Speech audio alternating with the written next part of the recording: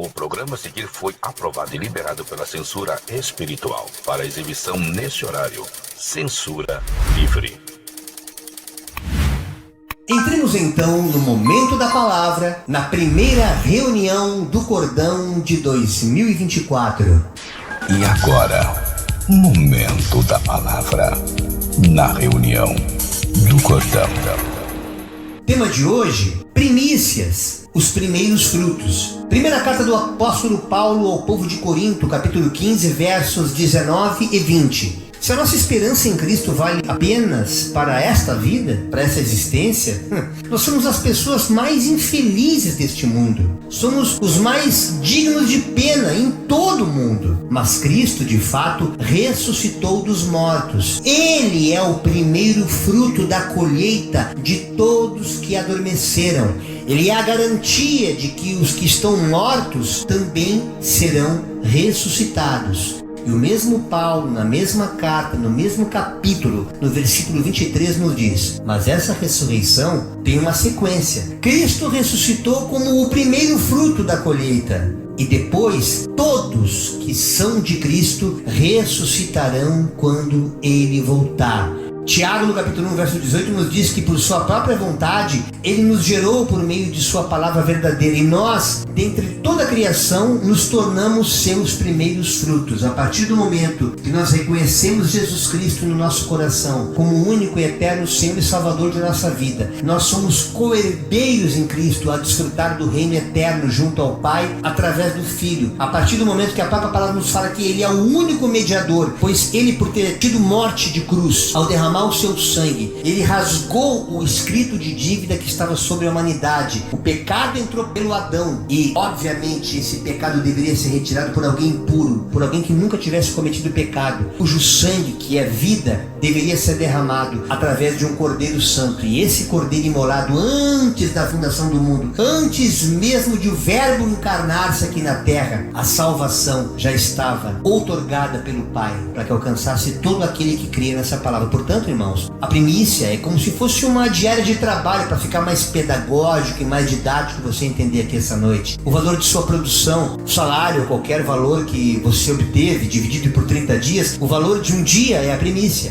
Na religião, conforme a lei de Moisés, descrito em vários livros, dentre eles Neemias, o profeta Neemias, no capítulo 10, versos de 35 a 37, prometia-se trazer anualmente ao templo do Senhor os primeiros frutos de todas as colheitas, tanto dos produtos da terra como das árvores frutíferas, com o propósito de suprir a necessidade dos sacerdotes, que administravam com toda resiliência e com toda resignação, mas com o propósito de socorrer principalmente as viúvas e os órfãos. Mas isto, infelizmente, foi adulterado. E por isso, Tiago, no capítulo 1, verso 27, ele nos diz que para Deus, independente do que os homens façam, para Deus, o Pai, o Criador, a religião, a verdadeira, pura e imaculada é esta: ajudar os órfãos e as viúvas nas suas aflições e não se manchar, não se contaminar com as coisas deste mundo. No Evangelho de Jesus, portanto, Jesus, ele é o primeiro, ele é a própria primícia, e os que compreendem, vivem na prática essa verdade espiritual, sem barganha, sem moeda de troca, servindo, amando esse Deus através do amor ao próximo, a única possibilidade de compreender esse modus operandi da salvação, amando Deus no próximo e não somente em espírito, porque essa verdade, como diz a palavra, a fé sem obras é morta. Não adianta você lançar uma semente se você não a colhe. Já como um fruto, ela tem o propósito de suprir a fome, a necessidade de alguém. E assim é a salvação, irmãos. Por isso que Mateus 25, 34 a 40 nos diz o texto: então o rei dirá aos que estiverem à sua direita: venham vocês que são abençoados pelo meu Pai, venham e recebam o reino que meu Pai preparou para vocês desde a criação do mundo, muito antes do Filho ter encarnado, muito antes da palavra do Verbo tornar-se vida. Venham, pois eu estava com fome e vocês me deram comida, eu estava com sede e me deram água, era estrangeiro e me receberam na sua casa, eu estava sem roupa e vocês me vestiram, eu estava doente e vocês cuidaram de mim, estava na cadeia e vocês foram me visitar sem me julgar. Então os bons perguntarão: Senhor, quando foi que o vimos com fome e lhe demos comida, ou com sede e lhe demos água? Quando foi que vimos o Senhor como estrangeiro e o recebemos na nossa casa, ou sem roupa e o vestimos? Quando foi, Senhor, que te vimos doente ou na cadeia e fomos visitá-lo? Aí o rei responderá: eu afirmo a vocês que isto é verdade. Quando vocês fizeram isto aos mais humildes, aos mais pequeninos dos meus irmãos, foi a mim que o fizeram. E a sequência, em Mateus 6, 25 a 34, nos faz ter a compreensão desse servir sem ansiedade, de colocar as suas primícias não apenas em benefício próprio, e a primícia aqui não se fala apenas do que é material, mas do que é espiritual, o preocupar-se com o próximo além de olhar para o teu próprio umbigo. É disto que Jesus está falando, para que a única possibilidade de a gente reinar no reino dos céus é como sendo igreja, porque a igreja será arrebatada, é o corpo de Cristo, é essa comunhão, é essa koinonia, através dos separados, aqueles que são santificados através do Espírito Santo, esses que vão reinar nos céus. Portanto, Deus nos convoca, Ele não apenas nos convida a colocarmos na presença dEle como primícias, para que esses frutos gerados em cada um de nós alimente aqueles que ainda não tiveram essa oportunidade, especialmente aqueles que estão batendo cabeça nesse mundo com tanta ansiedade. Mateus capítulo 6, versos de 25 a 34 nos diz: por isso, Jesus dizendo, eu digo a vocês, não se preocupem com a comida ou com a bebida que precisam para viver, nem com a roupa que precisam para vestir. Afinal, será que a vida não é mais importante do que a comida? E será que o corpo de vocês não é mais importante do que as roupas que vocês vão vestir? Vejam, por exemplo, os passarinhos que voam pelo céu. Eles não semeiam, não colhem, nem guardam comida em depósitos. No entanto, o Pai de vocês, que está no céu, dá de comer a eles. Será que vocês não valem muito mais do que os passarinhos? E nenhum de vocês pode encompridar a sua vida, por mais que se preocupem com isso. E por que vocês se preocupam com roupas? Vejam como crescem as flores do campo. Elas não trabalham nem fazem roupas para si mesmas, mas eu, o Senhor, afirmo a vocês que nem mesmo Salomão, sendo tão rico, com toda a sua sabedoria, usava roupas tão bonitas como essas flores, como esses lírios do campo. É Deus quem veste a erva do campo, que hoje dá flor e amanhã desaparece, queimada no forno. Então, é claro que Ele vestirá também vocês, que têm uma fé tão pequena. Portanto, não fiquem preocupados perguntando: onde é que vamos arranjar comida? Onde é que a gente vai arranjar bebida? Onde é que a gente vai arranjar roupas? Pois os pagãos, os incrédulos, é que estão sempre procurando essas coisas. O Pai de vocês, que está no céu, sabe que vocês precisam de tudo isso. Portanto, ponham em primeiro lugar na sua vida o reino de Deus. Ele tem que estar instalado dentro do seu coração, na sua vida como primícia. E aquilo que Deus quer, fazendo a vontade dele. E Ele lhes dará todas estas coisas das quais vocês têm corrido atrás. Ele acrescentará, somará ao que vocês já têm a partir do momento desse posicionamento. Por isso, não fiquem preocupados com o dia de amanhã. Não se preocupem, pois o dia de amanhã trará suas próprias preocupações, os seus próprios escapes, os seus próprios livramentos. Para cada dia bastam as suas próprias dificuldades. Deus quer que nós aprendamos a viver por fé. O justo viverá por fé, porque sem essa fé Ele não tem prazer em nenhum de nós. Por isso que quando nós nos colocamos na presença dEle como primícias, tendo Ele como Senhor da nossa vida, renunciando tudo mais, aquilo que a gente julga ser importante. Senhor, Tu é primeiro, depois vem a família. Tu és o primeiro, depois vem o meu trabalho. Tu és o primeiro, depois vem todas as coisas materiais que eu desejo acrescentar, os lazeres, tudo é secundário quando nós colocamos Jesus em primeiro lugar na nossa vida como uma primícia, entendendo que o sacrifício dele foi algo muito maior que a nossa mente, o nosso psique possa compreender. Através do seu sacrifício eterno e perpétuo, nós que professamos essa fé em Cristo Jesus, temos a nossa salvação garantida por fé, desde que nós perseveremos na presença dele até o fim. O profeta Isaías, no capítulo 43, versos 18 a 19, nos diz acerca dessas coisas que muitos de nós vivemos em 2023, frustrados com algumas coisas que oramos e não recebemos, e desesperançados. E por que então que eu posso acreditar que eu vou receber em 2024? Veja o que o profeta nos ensina na sua palavra. Esqueçam o que se foi, não vivam no passado. Vejam, eu estou fazendo uma coisa nova. O Senhor falando na boca do profeta Isaías. Ela já está surgindo, eu posso ver pelos olhos da fé. Vocês não a reconhecem? Até no deserto eu, Senhor, vou abrir um caminho e riachos no ermo. Aonde tem a sequidão vai brotar água.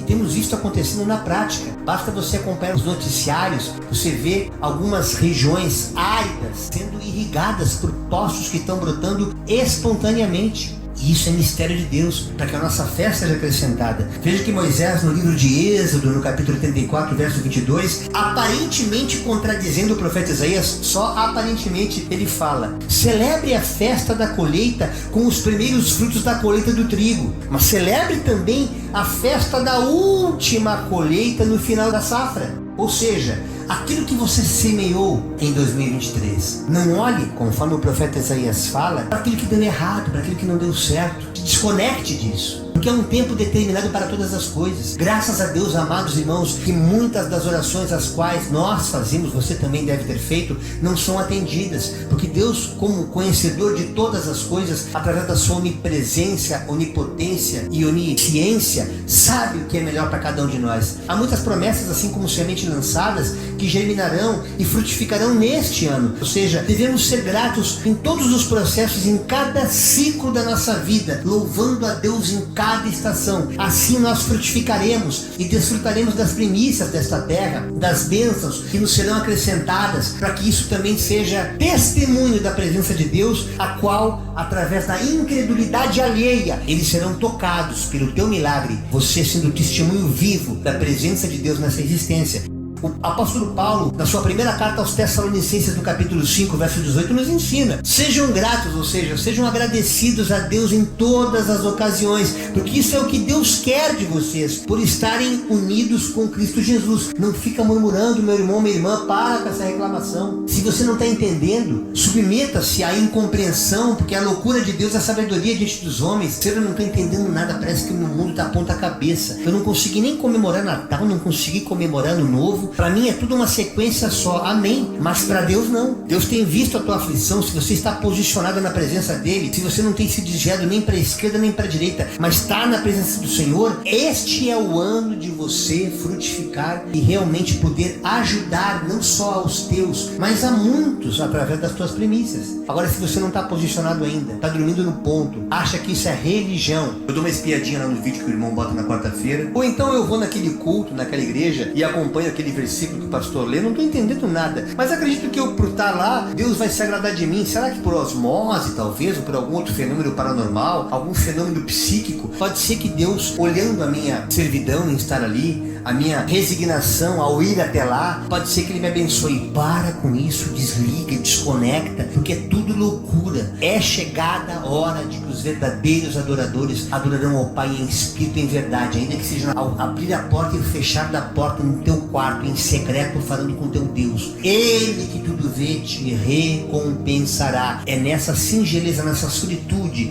que Deus quer se manifestar para você, para que depois na reunião, no congregar, no comungar, você compartilhe as bênçãos de Deus com os teus e junto como corpo, como igreja, leve esse evangelho a outras pessoas. Veja o que Paulo fala na sua segunda carta aos Coríntios, no capítulo 5, verso 17. Portanto, se alguém está em Cristo, é nova criatura, nova criação. As coisas antigas já se passaram, eis que tudo se fez novo, surgiram coisas novas. Viver em novidade de vida é justamente isso, é você se deixar abater, deixar morrer o velho homem na presença desse Deus, e submetendo-se à sua palavra, submetendo-se à sua vontade, você vai desfrutar do melhor desta terra e também da vindoura. Mas é preciso essa resignação. O apóstolo Pedro, na sua primeira carta, no capítulo 1, verso 3, também nos diz: bendito seja o Deus e Pai de nosso Senhor Jesus Cristo, conforme a sua grande misericórdia, Ele, somente Ele nos regenerou para uma esperança viva por meio da ressurreição de Jesus Cristo dentre os mortos. Não tem jeito, irmãos, não adianta você querer buscar atalho. A única maneira de você ser completo na presença de Deus não é por pedaços, mas é por inteiro.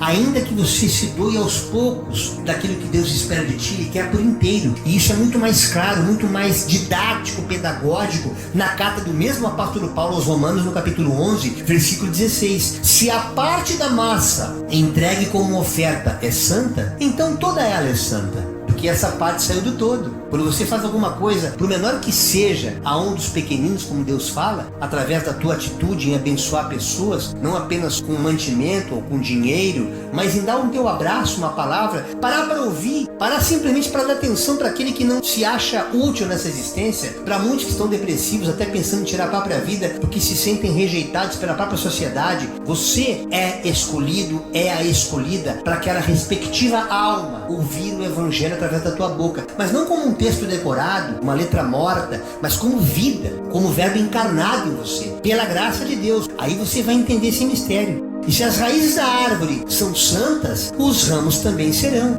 Assim deve ser a nossa vida, a nossa entrega a Deus por inteiro, amados irmãos. Não como a religião requisita que sejamos apenas úteis no momento em que você devota alguma oferta, ou algum dízimo, ou por interesse, alguma coisa que possa ajudar uma instituição meramente pelo CNPJ que a institui, mas não como essência para que você seja corpo de Cristo vivo, ajudando o teu próximo. É disso que o Evangelho fala aqui. Somente por inteiro, você como primícia dessa entrega, alimentando com a tua fé, a fé que te restaurou através das tuas atitudes, porque a fé sem obras ela é morta, você alcançará muitas outras vidas. E aquilo que você busca, que Deus promete acrescentar de maneira muito natural, o sobrenatural, manifestar-se-á na tua vida. E nós aqui do Ministério Cristão Cordão de Três Dobras teremos muitos testemunhos para contar para vocês. Gálatas capítulo 4, versos 8 e 9, o apóstolo Paulo ainda continua. Antes de conhecerem a Deus, vocês eram escravos de supostos deuses, que na verdade nem Deus eles eram, eles nem existem. Mas agora que vocês conhecem a Deus, ou melhor, agora que Deus os conhece, como é que vocês querem voltar para aqueles poderes espirituais fracos e sem valor? Por que querem se tornar escravos deles outra vez? Fazendo votos, fazendo promessas, pactos, pulando 7 ondas para ver se a prosperidade bate na tua casa, que a prosperidade financeira chega até ti. Quem sabe uma fezinha na Mega Sena, não deu uma mega acumulada, quem sabe os outros meses vai dar certo, e você fica vivendo de ilusão, e Satanás fica manipulando a tua mente, e você vai vivendo totalmente alheio àquilo que Deus reservou para a tua vida, para você ser muito mais rico do que uma pessoa tão somente com posses, mas a riqueza espiritual, que obviamente Deus, se tiver um projeto de te abençoar e através de ti abençoar a outros, vai te prosperar financeiramente também. Mas é para essa liberdade, como Paulo fala na carta aos Gálatas, no capítulo 5, verso 1, que ele fala que foi para essa liberdade que ele nos libertou. E nós não nos coloquemos novamente em julgo desigual. Portanto, irmãos, eu vejo muitas pessoas que já tiveram experiência com Jesus no ano passado, e muitas voltaram para outros dogmas, dos quais oriundos, não entendendo a visão espiritual de que Jesus é a primícia da ressurreição, resolveram servir, voltar a servir a outros ídolos, porque não tiveram a paciência de serem moldados por Deus, para que em tempo oportuno pudessem frutificar. E nessa noite, Deus não os chama apenas, mas os convoca para essa grande obra, para esses remanescentes ainda nessa terra, às vésperas do arrebatamento, num grande exército, para que juntos possamos, como igreja, ganhar mais almas para o reino de Deus. João, o evangelista João, no capítulo 3, versos 27, nos diz, quando ele responde João Batista, falando ali juntamente com seus apóstolos, que ninguém pode ter coisa alguma se ela não for dada por Deus, ou seja, comentando sobre aquilo que Jesus estava fazendo, operando maravilhas, que ele era o Cristo que havia de vir. Isso nos inspira também a entender que tudo que nós recebemos nesta terra, seja de ordem espiritual ou de ordem material, só nos é concedida por misericórdia de Deus, porque nós não poderíamos ter absolutamente nada, muito menos o fôlego de vida. Eu que passei o dia gripado, mal conseguia respirar direito hoje, graças às orações de irmãos, minha esposa também, estou firme aqui, porque a gente sabe que as orações dos justos chegam e são muito eficazes na presença do Senhor. E estou firme aqui, irmãos, porque eu creio na palavra, ela que me alimenta, ela que me sustenta, e através dela nós temos vivido milagres, porque eu entendi que ainda que nós vivenciemos hoje como pastores única e exclusivamente para a obra de Deus, até aqui o Senhor tem nos sustentado. E eu clamo a Deus para que mais pessoas tenham essa mesma compreensão, para que elas saiam dessa ansiedade e descansando no Senhor, não como um vagabundo, não como alguém que é lapso, inconsequente ou irresponsável na obra de Deus. Absolutamente, nós trabalhamos muito no reino de Deus, para que mais pessoas possam entender esse mistério e nas suas atividades, cada qual na vocação para a qual foi chamado, ainda que não venham atuar no nosso ministério como pastores, mas como provedores, como mantenedores, tenham as suas vidas totalmente alteradas. E é disso que Deus quer falar falar aqui nessa primeira reunião. Não dá para omitir mais tamanho desleixo, tamanho descaso com a maioria das ovelhas que o Senhor separou para poder prosperá-los e através da sua prosperidade servirem de testemunho. Mas a religião aniquilou com isso, fazendo parecer esses lobos mercenários, e tudo que você investe na obra de Deus, inclusive o seu tempo, é perda de tempo, quando na verdade você poderia fazer outras coisas, e é através dessas outras coisas, não acrescidas por Deus, mas acrescidas pelas tuas próprias escolhas, você muitas vezes tem se desviado do caminho. Então veja o que Deus fala no livro de Provérbios, no capítulo 13, versos 9 e 10. Honre o Senhor com suas riquezas e com a melhor parte de tudo que você produziu. Tudo que você fizer, honre a Deus. Tudo que você fizer, seja primícia na presença dele. Não se fala apenas de salário, não se fala apenas de receita monetária. Entenda isso. Oxigena a tua mente, se liberta daquele jugo de escravidão da religião. Uma vez estando livre disso, você vai ter uma voluntariedade e você só se sentirá saciado do Evangelho de Deus e útil na obra de Deus ao servir e ajudar o próximo. Então, veja a promessa de Deus, ele que não é homem para que minta, nem filho de homem para que se arrependa. Veja o que ele diz: então seus celeiros se encherão de cereais e seus tonéis transbordarão de vinho. Mas eu não bebo, pastor, por que eu quero com vinho? O vinho aqui, abençoado ou abençoada, representa a vida, representa a essência, representa tudo aquilo que você mais quer planificar nessa existência, para quando chegar no final, lá pelos teus 70, 80, se você tiver um pouco mais de saúde, até os 100, quem sabe, dizer: eu tive uma vida abundante na presença de Deus, não me faltou coisa pequena nem grande, porque foi Deus que me sustentou, não a força do meu braço, não o dinheiro que eu juntei nos meus celeiros, mas a provisão que Deus deu através do suor do meu trabalho, me dando saúde para poder ganhá-la. Mas Paulo, na sua segunda carta aos Coríntios, no capítulo 9, verso 7, nos diz: cada um deve decidir em seu coração quanto de si deve doar, não apenas financeiramente, reconhecendo obras de Deus que são santas. Quando muitas vezes a gente apresenta situações aqui e a gente vê muitos incautos, que comumente você até chamaria de ímpio, ajudando a obra de Deus do cordão, e muitos irmãos que se dizem santos, separados, que hoje já estão sendo até abençoados, glória a Deus por isso, mas fecharam e viraram as costas para Deus, fecharam seus olhos acerca daquilo que Deus já fez, e Deus fica com o seu coração apertado, irmãos, porque sabe que você é pedra preciosa, é a menina de seus olhos, mas a sua rebeldia não te permite prosperar e avançar cada vez mais, porque a sua ganância, o seu apego às coisas dessa terra é maior do que aquele serviço que ele preparou você na sua vocação específica para a qual ele te chamou. É prioridade, você coloca como primícia o teu eu e não o Deus que é Senhor na tua vida. Então Paulo fala que cada um coloca aquilo que decidiu no seu coração para dar. Não contribuam por relutância ou por obrigação, nem igual abaixo. Não. Não é porque alguém está pedindo, vou dar para não me encherem o saco, para não me incomodarem. Não é assim que Deus quer. Pois Deus ama quem dá com alegria. Porque existe um segredo espiritual, amados irmãos, nessa espontaneidade. Pois toda bênção passa primeiro por aquele que abençoa, antes de abençoar o necessitado. E nós temos inúmeras experiências desse fenômeno espiritual, o qual a gente desfruta já há 18 anos. Muito antes da gente sonhar ser pastor,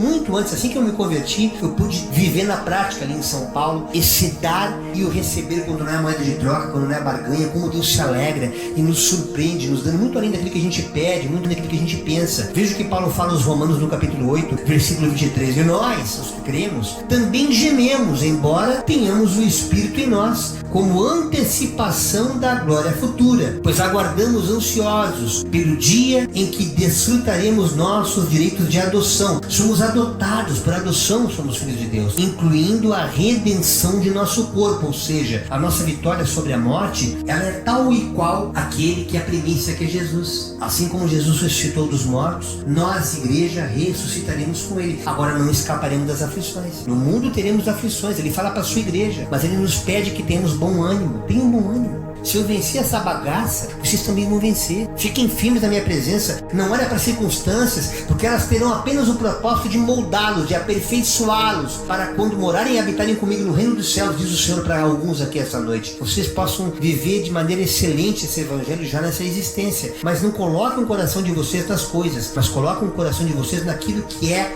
eterno, não efêmero, não transitório. Eclesiastes capítulo 3, de 10 a 15, Salomão escreveu: eu tenho visto que todo o trabalho que Deus dá às pessoas para que fiquem ocupadas, Deus marcou o tempo certo para cada coisa. Ele nos deu o desejo de entender as coisas que já aconteceram e as coisas que ainda vão acontecer, porém não nos deixa compreender completamente o que Ele faz. Deus é Deus de mistério, irmãos. Há muitas pessoas que a gente fala assim, assiste ao vídeo, não, eu já assisti a reunião, já entendi tudo. Chá comigo, já compreendi esse mistério. Eu já li, teve um dia que eu fui numa igreja, eu acho que até vi um pastor pregando sobre isso. E aquela presunção, não entendendo que Deus tem coisas novas no mesmo versículo que você pode ver e ouvir zilhões de vezes. A cada vez que você estiver em contato com ela, ela falará ao seu coração de uma forma completamente diferente, justamente porque a multiforme graça de Deus se manifesta através da palavra. Mas se você reluta com essa verdade espiritual, você fica preso àquilo que você acha que é certo e não consegue desfrutar desta verdade a qual o Salomão descreve com sabedoria. Então eu entendi que nesta vida, tudo o que a pessoa pode fazer é procurar ser feliz e viver o melhor que puder. Todos nós devemos comer e beber, aproveitar bem aquilo que ganhamos com o nosso trabalho. Claro que isso é um presente de Deus. Eu sei que tudo o que Deus faz dura para sempre. Não podemos acrescentar nada nem tirar nada. E uma coisa que Deus faz é levar as pessoas a temê-lo. Tudo que acontece, o que pode acontecer, já aconteceu antes. O mundo espiritual não está preso ao nosso cronos entre passado, presente e futuro. Por isso que a gente diz que Deus é, porque no tempo dele está acontecendo no momento. Não é passado, nem vai acontecer. Deus faz com que uma coisa que acontece torne a acontecer. E veja o que o salmista no capítulo 34, versos 8 nos diz: provem e vejam como o Senhor é bom. Como é feliz o homem que nele se refugia, que nele confia. Irmãos, é coisa tremenda quando você realmente entrega a sua vida a Jesus. Que você se desarma e se aproxima dele como uma criança. Sem esse medo de ser ludibriado. Porque você consegue enxergar e discernir aquele que é o lobo e aquele que é o pastor. Você consegue ter uma visão mais ampla, muito mais clara ao examinar as escrituras, tal e qual o povo de Bereia fazia. E você vai começando a entender que realmente o Evangelho nos aproxima cada vez mais de Deus quando nós nos libertamos, porém submissos, prisioneiros de Cristo. Porque a partir do momento que nós saímos da presença de Deus, inconscientemente nos tornamos prisioneiros do diabo. O que o pastor está falando? Que heresia é essa? Vai ler a escritura. No mundo jaz o maligno. Se você não serve a Deus, as tuas primícias, a tua vida como um todo não está entregue ao altar do Senhor, ela certamente estará retida e muitas vezes desperdiçada em coisas, porque você está servindo não a Deus, mas ao príncipe desse século. E portanto, não tem como você provar nada do Senhor, você nunca vai saber o quão bom ele é. Paulo, mesmo apóstolo, escreve aos Colossenses no capítulo 3, verso 14: acima de tudo, porém, revistam-se do amor, que é o elo, que é o vínculo da perfeição. O que Paulo fala em Filipenses 3, de 13 a 14. Irmãos, não penso que eu mesmo já o tenha alcançado, ou seja, esse amor. Mas uma coisa eu faço, esquecendo-me das coisas que ficaram para trás, esquecendo daquilo que eu vivi em 2023, olhando 2024, avançando para as coisas que ainda estão por acontecer, das coisas que estão por vir, eu prossigo para o alvo, a fim de poder servi-lo, poder adorá-lo em espírito e em verdade, e fazendo isto, ganhar o prêmio do chamado celestial de Deus em Cristo Jesus. Somente nessa consciência, amados irmãos, que nós viveremos verdadeiramente a liberdade, descrita em João 8,32, que foi para a liberdade que Ele nos libertou. Que apesar deste mundo caído, apesar deste mundo corrompido, e apesar de sermos vistos como loucos, como pessoas que realmente surtaram, a loucura do Evangelho se materializa como prática de vida a partir do momento que nós nos mantemos firmes, debaixo da autoridade do soberano Deus, e nos tornamos cartas vivas, testemunhos vivos, para que todos possam contemplar. Realmente, eu não consigo entender como é que ele consegue tal coisa. Eu não consigo entender como é que ele consegue estar vivo ainda. Eu não consigo entender como é que ele está de pé ainda. Como é que ele não caiu ainda. Porque o cair pode ser do homem, irmão, mas o levantar é de Deus. Isso é um adágio popular, é evangelho puro. Embora não pertença ao texto, às escrituras, a gente sabe que tem muitos adágios que tem muito a ver realmente com o evangelho. E Deus, através da sua força, levanta o homem do monturo e coloca no meio dos príncipes. Você tem um ano próspero, um ano abençoado, para que você possa administrar melhor a sua vida, o seu tempo, que o seu tempo seja verdadeiramente uma primícia na presença de Deus, que você possa servir não apenas com seus bens, mas também através do seu amor, ajudando o próximo, fazendo aquilo que Deus nos ensinou, não amando mais ao próximo como a si mesmo, porque muitas vezes você nem a si mesmo se ama, mas procurando imitar Jesus, amando o próximo como Jesus nos ensinou. E aí você vai entender esse mistério que Deus quer para você e para a sua vida e para a sua família. E eu encerro essa primeira ministração do ano com o Evangelho de Mateus, capítulo 5, verso 16, que nos diz o texto: assim brilhe a luz de vocês diante dos homens, para que eles vejam as suas boas obras e glorifiquem ao